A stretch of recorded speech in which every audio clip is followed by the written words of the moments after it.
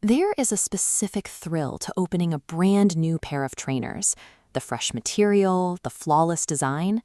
But if you look past the cardboard and laces, what actually gives these shoes their value?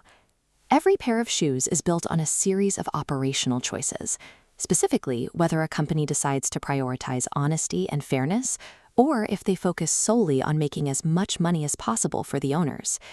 This diagram shows the two main questions managers have to answer when making an ethical choice. First, they look at impact. Who does this decision hurt? Second, they look at fairness. Will the people affected actually think this choice is equitable? Watch the decision tree expand to show two different approaches. On the left, a brand called Hypecheap takes a straight, fast path directly to the profit.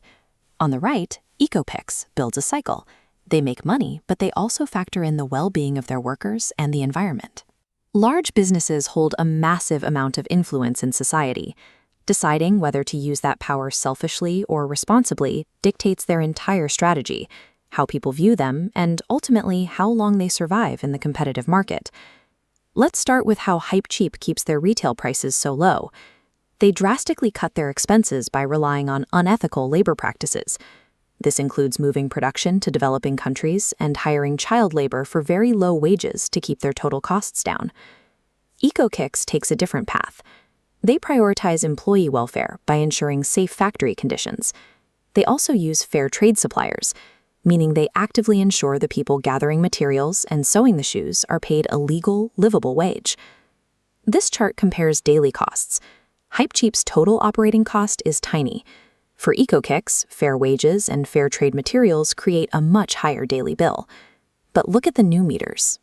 EcoKix retention meter fills because they keep skilled employees, while Hypecheap constantly loses staff.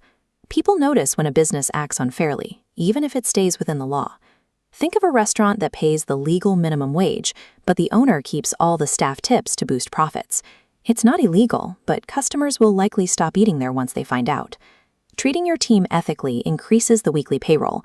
However, it prevents exploitation and builds a loyal workforce that keeps the company stable from the inside. Businesses are also expected to manage how they affect the world around them, from the way they dispose of waste to their carbon footprint.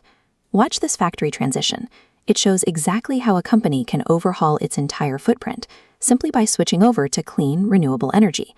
EcoKix lowers their carbon footprint by powering their factories with renewable energy, like solar and wind. They also rely on lean production, a method focused on making products so efficiently they use fewer resources and create less scrap. This line graph tracks available cash. Buying solar panels and sourcing sustainable materials causes a massive initial financial plunge. Over time, however, generating your own power slashes utility bills. Watch the line climb past the break-even point as long-term energy savings accumulate. There is a practical hurdle to this approach. If a business strictly demands sustainable, eco-friendly materials, they limit the number of suppliers they can work with, making the supply chain difficult to manage. Choosing the environment means dealing with steep initial costs and a tight supply chain. In return, the business secures permanent savings on energy bills and ensures they follow environmental guidelines. Now let's look at how the shoes actually reach you. Packaging preserves the trainers and protects them from damage, but businesses try to reduce the amount of cardboard they use to help the environment and lower costs. This diagram shows the inside of a delivery truck. Shrinking packaging makes boxes smaller and lighter, allowing a whole second layer of inventory to fit into the exact same space. This reduces transport costs and keeps excess waste out of landfills. There are risks to shrinking the box, though. Less packaging means a higher chance the shoes get crushed in transit, and using basic recycled cardboard might make a high-end sneaker look less attractive to a buyer. Despite how it looks, taking old materials and recycling them takes significantly less energy than extracting and manufacturing brand new materials from scratch. The minimalist recycled box might lack a glossy finish, but the resulting drop in transport and landfill fees is a huge benefit. Plus, the company can now use their green choices as a unique selling point to attract people who value sustainability. Back to Hypecheap. They might follow basic laws, but when customers find out their materials are sourced unfairly, the backlash is severe. As the screen scrolls, you can see how fast bad publicity destroys the trust customers once had in the brand. Shoppers today are often willing to pay a premium for a product that reflects their values.